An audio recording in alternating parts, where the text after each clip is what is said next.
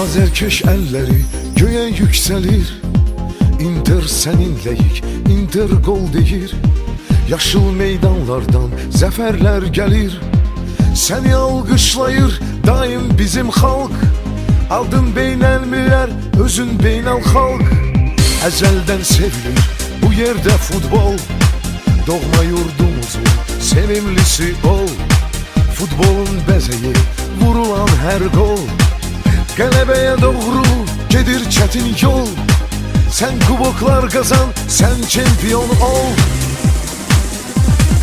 Inter uğurlar seni gözləyir.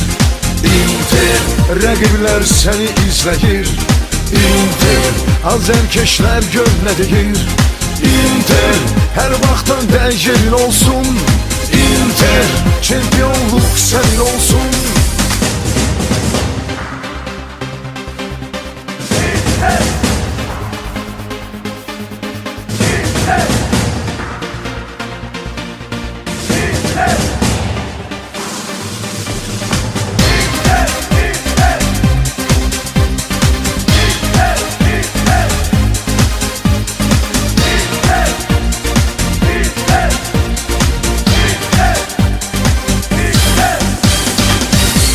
Oyunları hünerle bitir.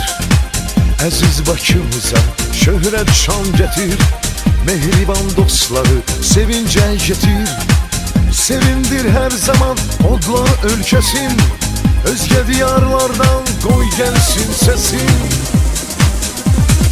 Inter uğurlar seni gözləyir.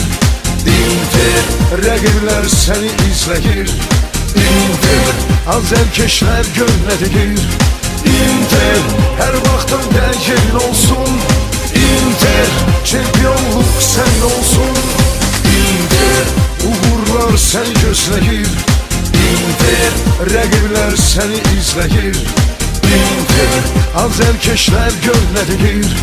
Inter hər vaxtdan dəyərin olsun. Inter çempionluq sənin olsun. Inter her vaxtdan dəyərin olsun. Inter çempionluq sənin olsun.